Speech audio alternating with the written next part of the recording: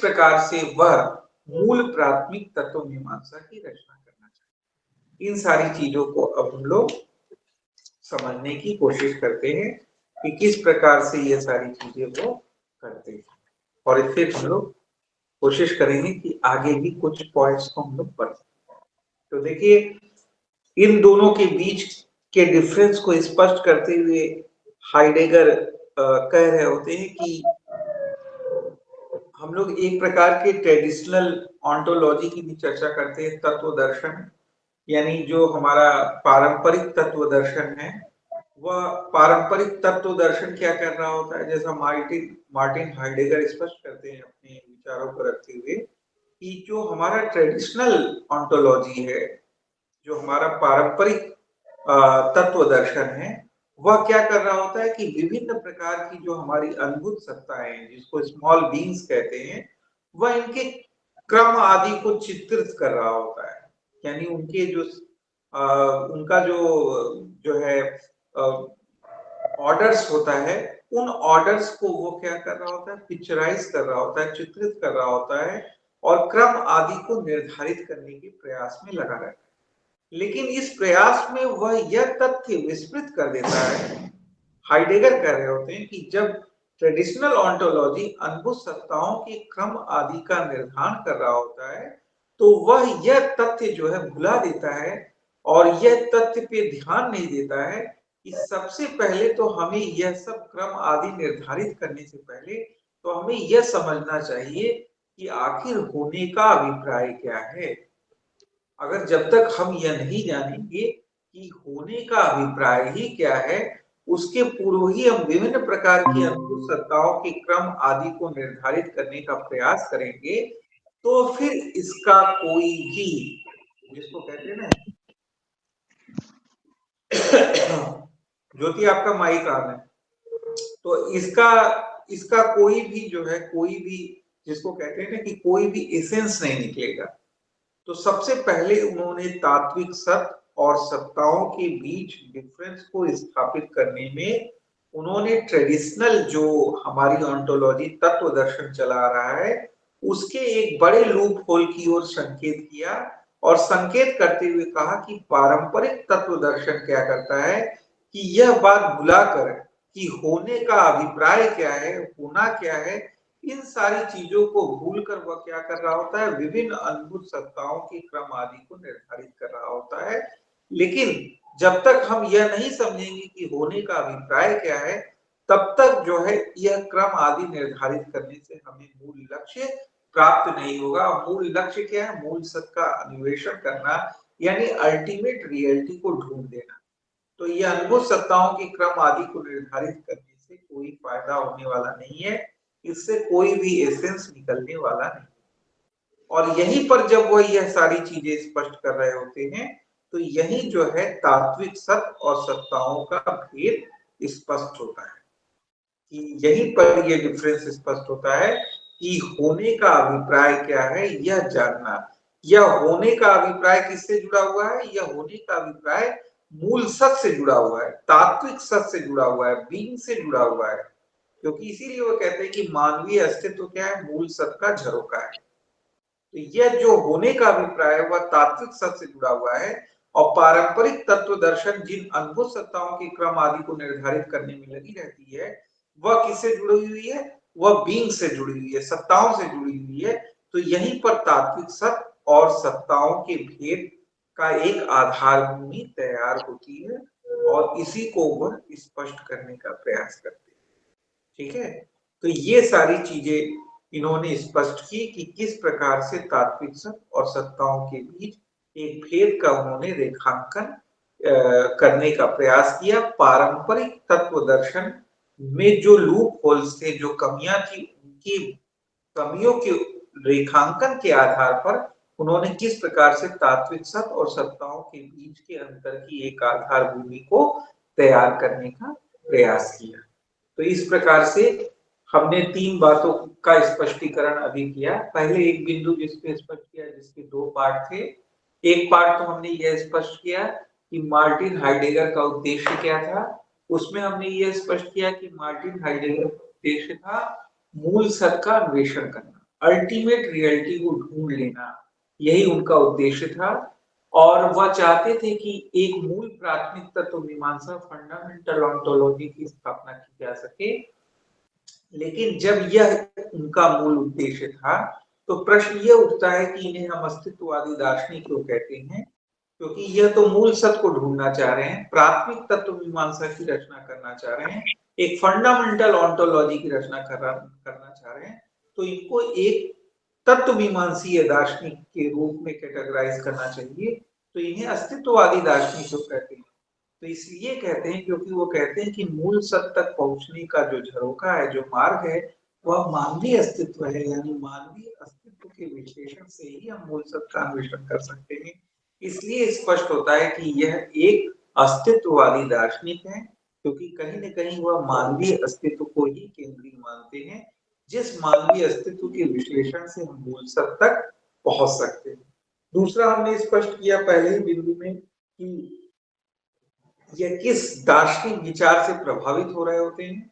तो हमने स्पष्ट किया कि फेनोमेनोलॉजी के दार्शनिक विचार से प्रभावित हो रहे होते हैं, और यह प्रभाव इतना गहन होता है, तो इस प्रभाव में वो कहते हैं कि only as phenomenology ontology is possible.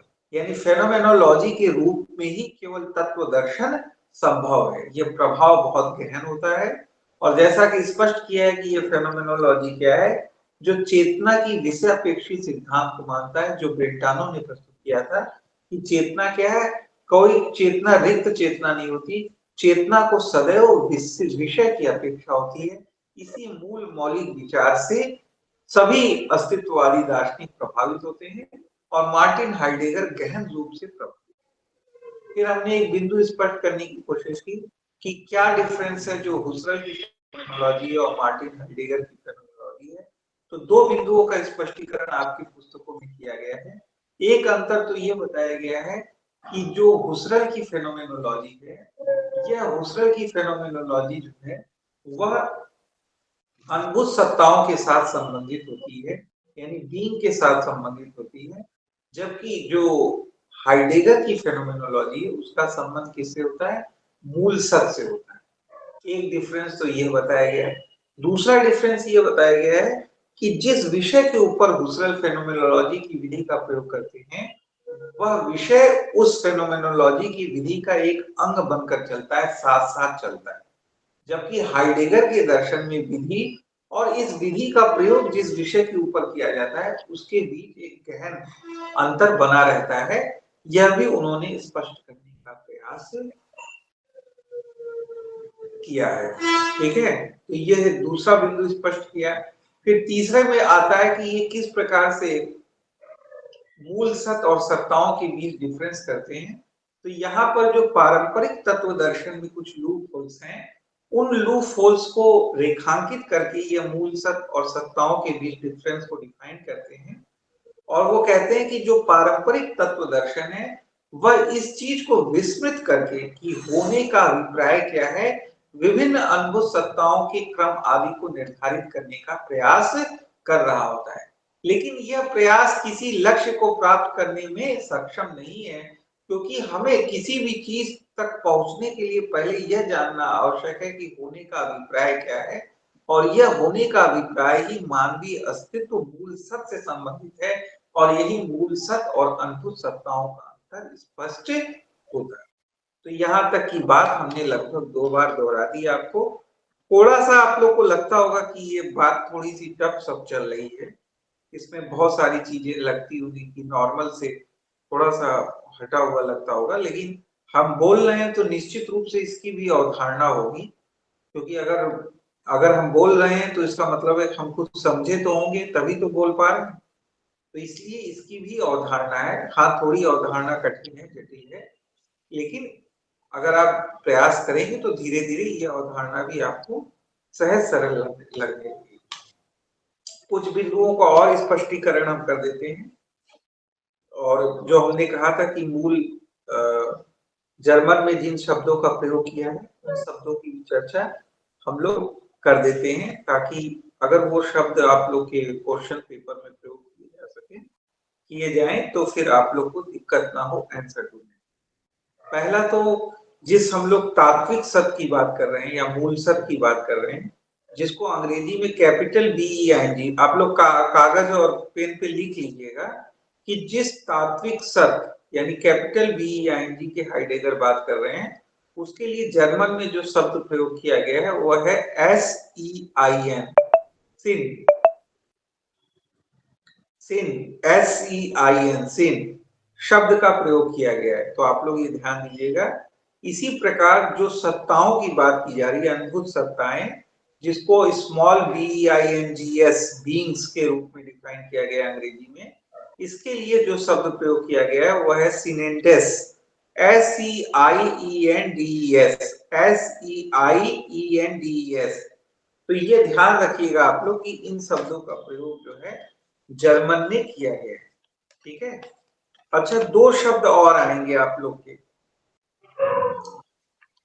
इसको आप लोग ध्यान दीजिएगा। एक तो आएगा जिसको वास्तविक संबंध मूलक कथन कहते हैं, और इसके लिए जो शब्द अंग्रेजी में प्रयोग किया गया है उसको ऑन्टिकल कहते हैं, ONTICL, ऑन्टिकल। यानी ऑन्टिकल जो स्टेटमेंट्स होते हैं, वास्तविक संबंध सूचक कथन होते हैं, ऑन्टिकल स्टेटमेंट्स होते हैं। और एक को वो कहते हैं कि सत्ता विषयक कथन, एक को वो कहते हैं सत्ता विषयक कथन। तो आप लोग को यह दो बातें ध्यान में रखनी है कि ऑन्टिकल क्या है और ये जो है सत्ता विषय क्या है, यानी वास्तविक संबंध सूचक कथन और सत्ता विषयक कथन। यह चीज जो है आप लोग ध्यान में रखिएगा। क्यों ध्यान में रखना है और इसके पीछे की अवधारणा क्या है वो बस हम जस्ट स्पष्ट करने वाले हैं। देखिए, मार्टिन हाइडेगर ने क्या कहा कि जो पारंपरिक तत्व दर्शन होता है, इसको हम लोग ट्रेडिशनल, जिसके लूप होल को वो रेखांकित करके मूल सत्य और सत्ताओं के बीच डिफरेंस को रेखांकित कर रहे होते हैं, जिसमें उन्होंने कहा कि लूप होल क्या होता है कि होने के अभिप्राय को जाने बिना ही अद्भुत सत्ताओं के क्रम आदि को निर्धारित करने का प्रयास करती है ये। तो वो कहते हैं, अब आगे स्पष्ट करते हुए कहते हैं, जिसमें ये ऑन्टिकल और ये सब शब्द आएगा, आगे स्पष्ट करते हुए हाइडेगर कहते हैं कि आखिर जो पारंपरिक तत्व मीमांसा है वह क्यों असफल हो रही होती है, क्यों वह मूल लक्ष्य को प्राप्त करने में सफल नहीं हो पाती। इसलिए क्योंकि वह कहते हैं, यहाँ शब्द लाते हैं, क्योंकि यह वास्तविक संबंध सूचक कथनों तक ही सीमित रहती है। यानी जो ऑन्टिकल स्टेटमेंट्स हैं, वास्तविक संबंध सूचक कथन है, इन तक ही अपने आप को सीमित करती है। जबकि हाइडेगर कहते हैं कि मूल सत्य तक पहुंचने के लिए हमें सत्ता विषयक विश्लेषण की आवश्यकता होती है। जब तक हम सत्ता विषयक विश्लेषण नहीं करेंगे तब तक हम मूल सत्य तक नहीं पहुंच पाएंगे। लेकिन ट्रेडिशनल जो हमारी तत्व मीमांसा होती है वह वास्तविक संबंध सूचक कथनों तक ही स्वयं को सीमित रखती है, इसलिए वह मूल सत्य के अन्वेषण में कोई योगदान नहीं दे पाती। तो अब प्रश्न उठता है कि हम किस प्रकार से इस चीजों के साथ कोलैबोरेट करें, यानी किस प्रकार से एक सामंजस्य स्थापित करें। तो उन्होंने इसके लिए बड़ा महत्वपूर्ण एक अवधारणा प्रस्तुत की है। मार्टिन हाइडेगर कहते हैं कि जो ट्रेडिशनल जो हमारी ऑन्टोलॉजी है, जो वास्तविक संबंध सूचक कथनों पर ही स्वयं को केंद्रित कर रही होती है, उसमें क्या करना है ना, हमको कुछ सत्ता विषयक संकेत मिलेंगे। कुछ हमें क्या मिलेंगे, सत्ता विषयक संकेत मिल रहे होंगे। उन सत्ता विषयक संकेतों को पकड़ना है और उसका विश्लेषण करना है। जब हम उन सत्ता विषयक संकेतों को पकड़ पाएंगे, उनका विश्लेषण कर पाएंगे, तो यह विश्लेषण क्या होगा, सत्ता विषयक विश्लेषण होगा। और इस सत्ता विषयक विश्लेषण से ही मूल सत्य का अन्वेषण किया जा सकता है, जो कि हमारी मूल प्राथमिक तत्व मीमांसा करने की कोशिश करती है और ट्रेडिशनल तत्व मीमांसा इसे नहीं कर पाती। तो यह एक महत्वपूर्ण अवधारणा उन्होंने रखने की प्रयास किया कि हमें क्या करना चाहिए कि जो पारंपरिक तत्व मीमांसा वास्तविक संबंध सूचक कथनों के संदर्भ में विश्लेषण कर रही होती है, उसी वास्तविक संबंध सूचक कथनों में कुछ सत्ता विषयक संकेत निहित होते हैं और आवश्यक होता है कि हम इन सत्ता विषयक संकेतों को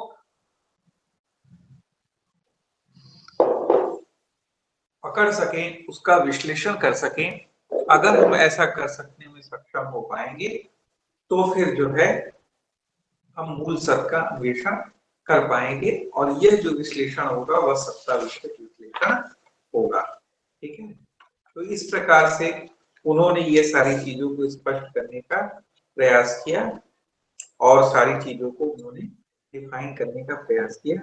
तो ये सारी चीजें जो आप लोग को थोड़ा टफ लग रहा होगा, कल के क्लास में अगर बाकी लोग भी आएंगे तो एक बार हम रिवीजन करते हुए और फिर से आप लोग को बताते हुए सारी चीजों को डिफाइन करते हुए हम फिर से एक बार दोहराव कर देंगे तो आप लोग को ज्यादा बेहतर और समझ में आएगा। ठीक है, तो यह तो एक इन्होंने टेक्निकल तरीके से सारी चीजों को रखकर व्याख्यायित करने की कोशिश की और इसमें थोड़ी जटिलता भी दिखाई देगी आप लोग को, क्योंकि कई शब्द आ रहे होते हैं जैसे बीइंग, बीइंग्स, सीन, सिनिंडस, वास्तविक संबंध मूलक कथन, ऑन्टिकल, सत्ता विषय कथन, तो बहुत सारे शब्द आ रहे होते हैं और इन शब्दों के साथ वो खेल रहे होते हैं और अपने दर्शन को रख रहे होते हैं।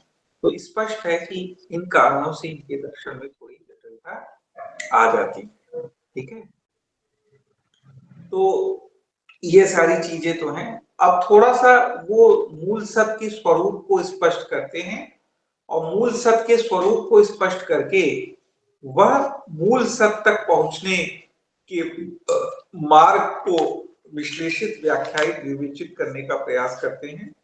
और वह मार्ग क्या है? मानव अस्तित्व का विश्लेषण। मानवीय अस्तित्व के विश्लेषण से ही हम पहुंच सकते हैं और मानव अस्तित्व का विश्लेषण वह दो प्रकार से करते हैं। एक वास्तविक संबंध मूलक आधार पर वह मानवीय अस्तित्व का विश्लेषण करते हैं और एक सत्ता विषय विश्लेषण करते हैं और इनमें अलग अलग बिंदुओं को कहते हैं।